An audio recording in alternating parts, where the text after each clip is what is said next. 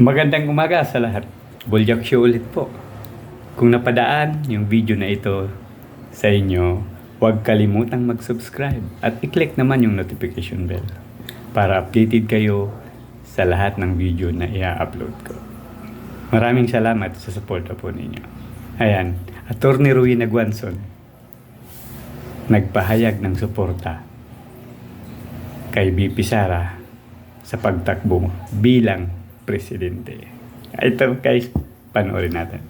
Hindi si Sara Duterte ang magpresidente, walang mananagot. Kaya si Rowena Guanzon magsasara Duterte.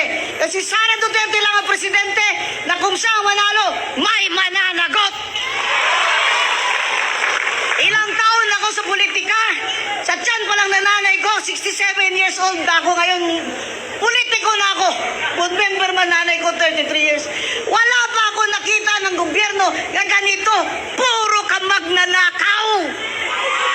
Mga kawatan. Ang kailangan ng Pilipinas, reforma. Zero corruption. Zero tolerance. That is why this early, I already commit my support to you, Vice President Sara Duterte. Whether I run for senator or not, I am going to campaign, as I am campaigning now, for Sara Duterte, who will be the next president of the Philippines. Naku, attorney, ma-high blood sa'yo yung mga pinklawan at dilawan yan. Narinig nyo ba yun? Mga dilawan. Loud and clear, diba? Sabi ni Attorney Guanzon, susuportahan niya si Sara Duterte. Kasi siya lang yung magiging presidente na makakapagpanagot ng mga buhaya. Di ba? Ay, naku, ang problema dyan, Madam Guanzon. Ginagawa lahat ng buhaya ngayon para dungisan ang pangalan ni Sara Duterte. Di ba? Dyan sa Kongreso.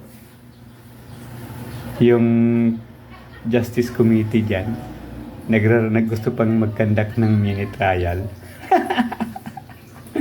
Ang problema, hindi sinipot.